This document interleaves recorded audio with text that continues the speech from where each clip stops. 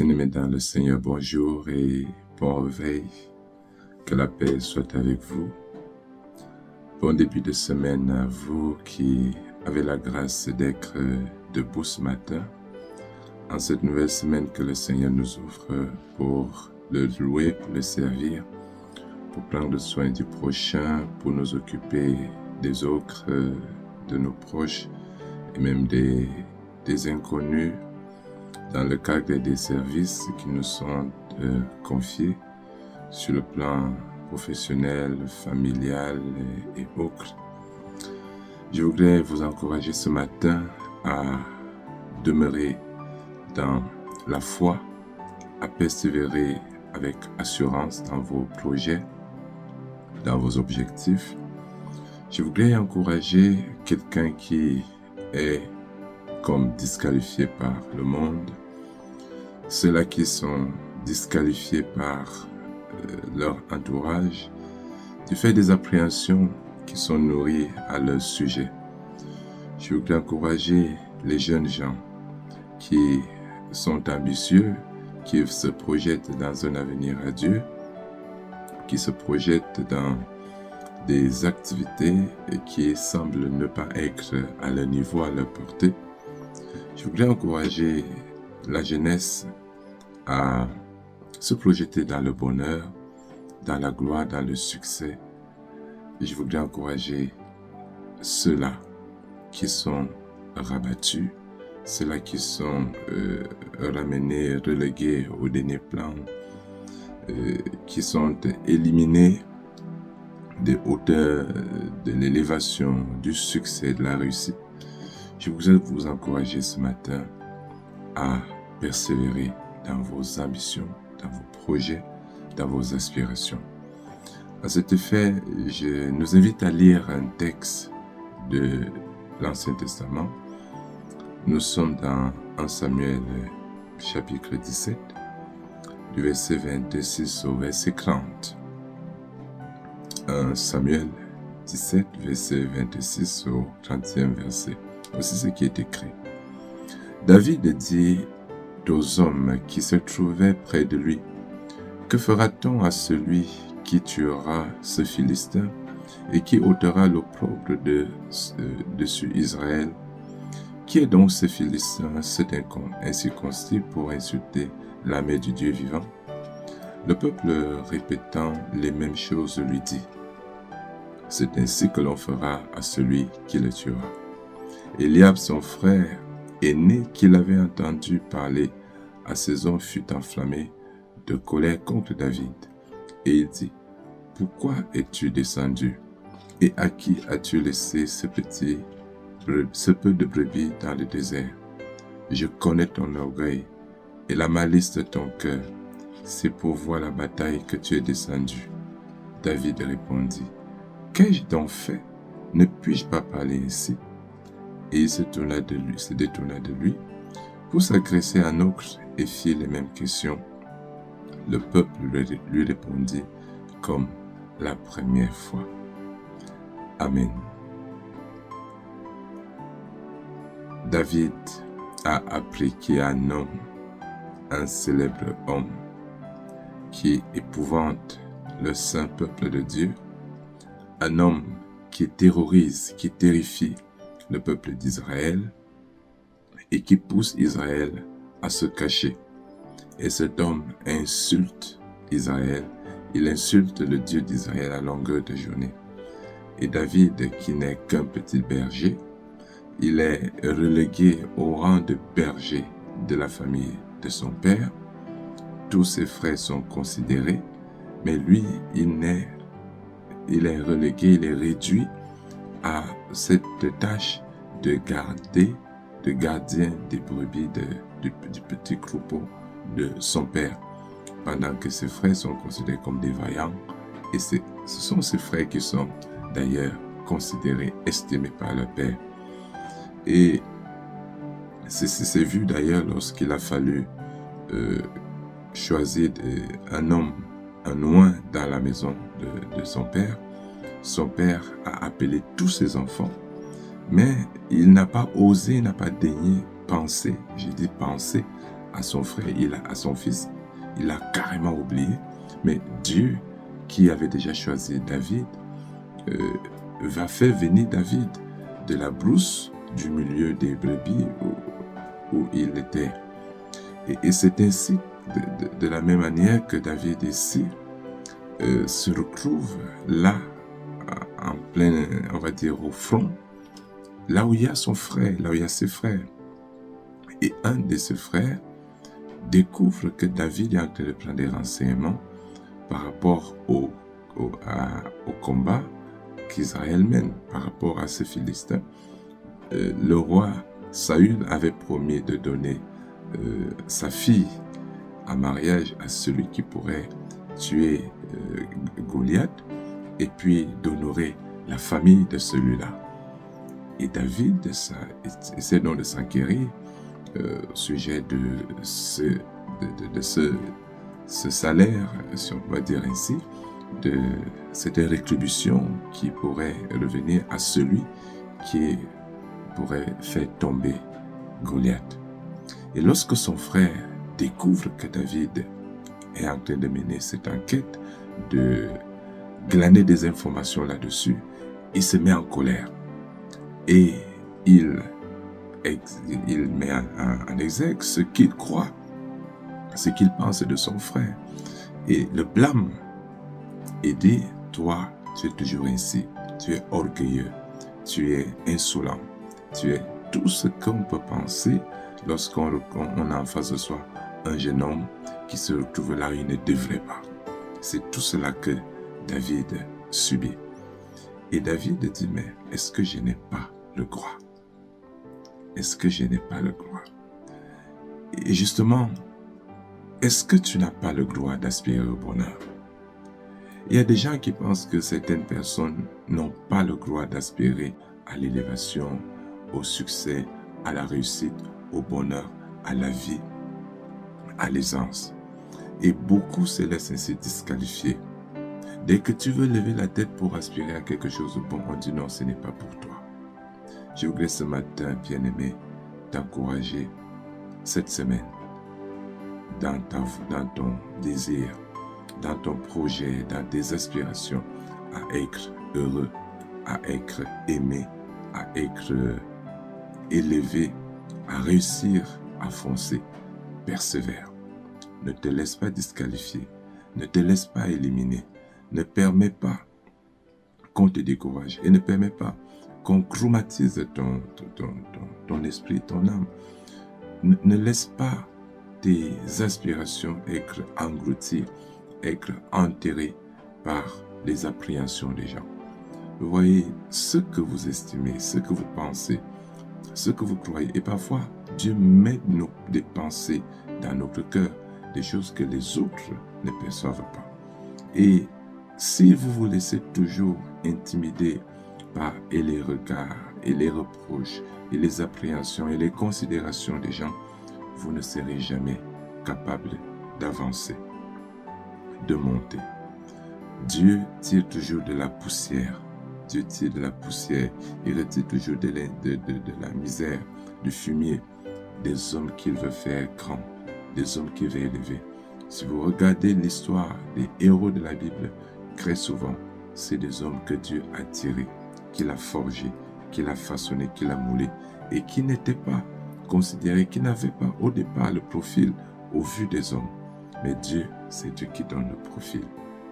Crois que si Dieu met dans ton cœur, si Dieu te met à cœur d'initier, de foncer dans un projet, de le réaliser, si Dieu te met cela à cœur, continue de prier, persévère, laisse-toi forger, laisse-toi façonner. Dieu accomplira ce qu'il a initié dans ton cœur et tu pourras le réaliser. Comme David, lève-toi, fonce dans tes objectifs, fonce dans tes projets, fonce dans tes projections. Prie le Seigneur, compte sur le Seigneur, appuie-toi sur le Seigneur. Si vous suivez le texte et l'histoire, vous trouverez bien que David ne comptait sur rien d'autre. Il ne s'appuyait, son levier, c'était l'Éternel. L'Éternel, au nom de l'Éternel. Et c'est au nom de l'Éternel qu'il va faire tomber le grand Goliath. Ce n'est pas la pierre qui a fait tomber Goliath, mais c'est le nom de l'Éternel qui avait armé la petite pierre, qui avait armé la fronde. C'est le nom de l'Éternel qui l'a fait vaincre Goliath. De même, je voudrais t'encourager à saisir le nom de l'Éternel. Investis ta vie, investis tes projets, investis tes aspirations, investis tes projections de cette semaine, du mois, de l'année, de ta vie. Investis-les, ceins-les de la puissance, de l'autorité du nom de Jésus-Christ. Et le Saint Jésus te fera monter, te fera briller, te fera braver, te fera réussir là où tout le monde s'attend à te voir échouer. Jésus fait toujours réussir. Lui, il n'a jamais échoué, mais il a toujours réussi. Et l'Éternel dit que ceux qui s'accrochent à lui, ceux qui se confient à sa parole, réussissent toujours dans tout leur projet. Tu peux trouver cela dans le texte du psaume 1er. Que Dieu te bénisse en cette semaine, que sa paix soit avec toi. Prions le Seigneur.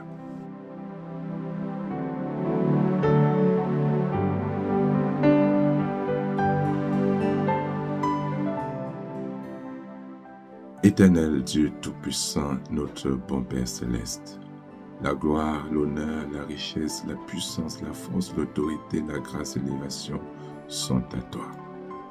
Que ta paix soit sur tes enfants ce matin, en cette nouvelle semaine.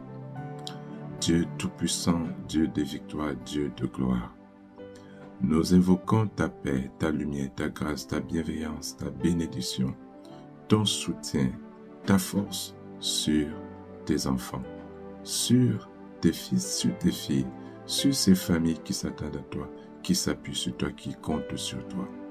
Éternel, Dieu de gloire, que l'étendard de ton règne flotte au-dessus de tout cela qui invoque ton nom. Que la splendeur de ta présence couvre toutes ces maisons, tous ces espaces, tous ces lieux de service, toutes ces personnes qui s'attachent et qui s'attendent à toi. Voici une nouvelle semaine d'activité.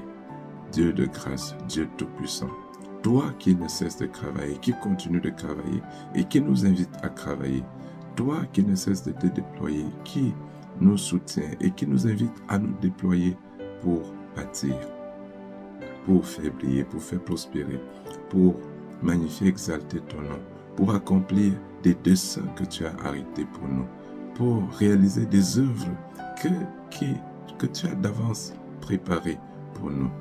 Dieu Tout-Puissant, tu mets dans les cœurs de tes fils et de tes filles des projets, des idées, des pensées que tu leur donnes de réaliser, que tu les pousses à accomplir ce matin.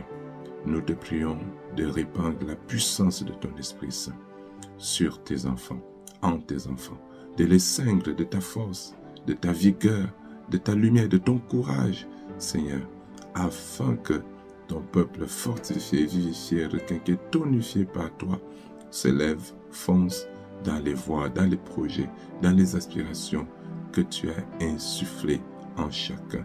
Seigneur Dieu Tout-Puissant, nous te recommandons donc tous tes serviteurs, tous ceux-là qui portent tes projets, tous ceux-là qui portent en eux des idées que tu as inspirées, des pensées que tu as suscitées, que tu les bénisses, que tu les fortifies, que tu les encourages, que tu les encadres, que tu les ceignes de ton feu, de ta force, de ta puissance, de ton éclat, afin qu'ils s'élèvent et qu'ils foncent, qu'ils pèsent, qu'ils montent contre vents et marées.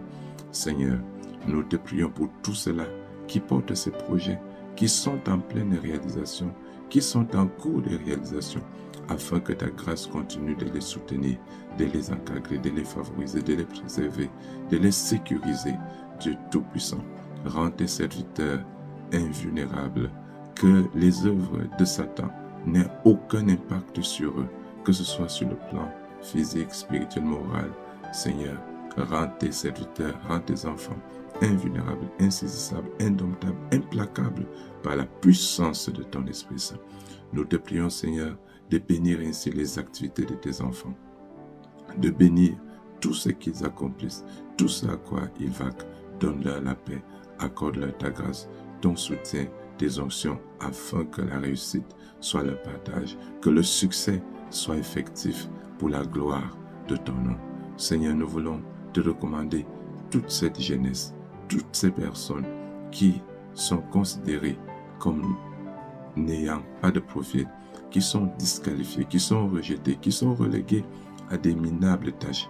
Seigneur, nous te recommandons toutes ces personnes qui sont en bas, qui sont affaiblies, qui sont dans l'humiliation, dans l'opprobre, dans la précarité et qui aspirent au bonheur, qui aspirent au succès, qui aspirent à l'élévation, qui aspirent à la gloire, à la glorification que tu réserves à tous ceux-là qui te servent, qui croient en toi.